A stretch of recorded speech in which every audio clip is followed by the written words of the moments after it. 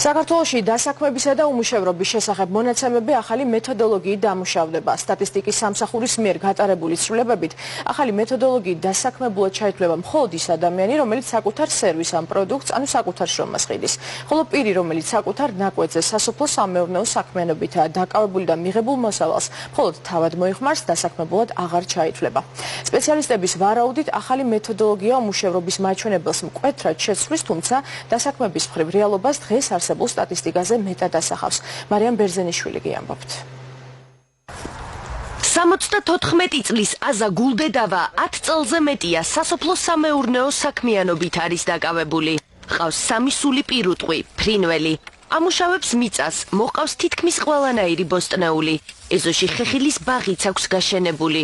როგორც პენსიონერი ქალბატონი ამბობს, მიღებული მოსავალი და პროდუქცია მას არა როგორც შემოსავლის წყაროდ, არამედ პირადი მოხმარებისთვის სჭირდება. მიუხედავად ამისა, აზა გულდედავას სტატისტიკოსები თვით დასაქმებულად თვლიან.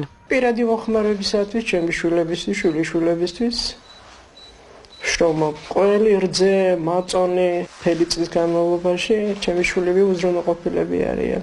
ოფიციალური მონაცემებით საქართველოში უმუშევრობის მაჩვენებელი ქალაქსა და სოფელში მნიშვნელოვნად განსხვავებულია. ქალაქებში უმუშევრობა 18%-ია, სოფლად კი ეს მაჩვენებელი სამჯერ დაბალია და მხოლოდ 5,5% შეადგენს. მიზეზი საქსტატის მეთოდოლოგიაა, რომლითაც უწყება 1982 წლიდან ხელმძღვანელობდა.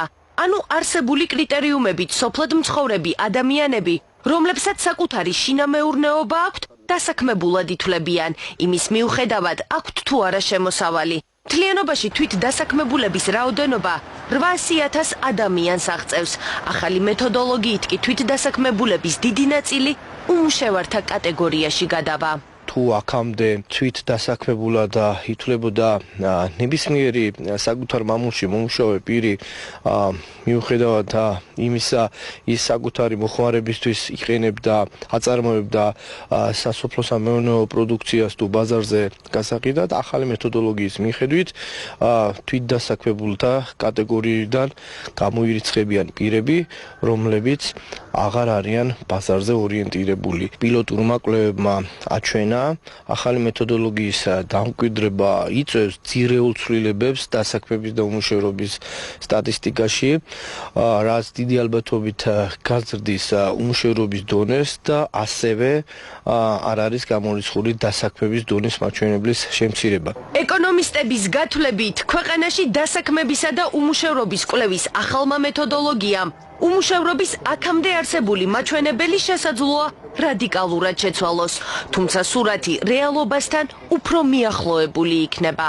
დღეს ახლა სადღაც 12%-ის პარაგლებში ჩვენთან უმუშევრობის დონე, მაგრამ ფიქრობ ის მკვეთრად გაიზრდება და სადღაც ალბათ არანაკლებ 20%-ზე მაინც მეტი იქნება. ჩვენია ყველაფერს თავის სახელი დავარქოთ, ვიცოდეთ რამდენია უმუშევრობის დონე, რეგიონების მიხედვით, საქმიანობათა სახეობის მიხედვით როგორია დასაქმების მასშტაბები და აქედან ავაგოთ მე ჩვენი სოციალური და შრომითი პოლიტიკა.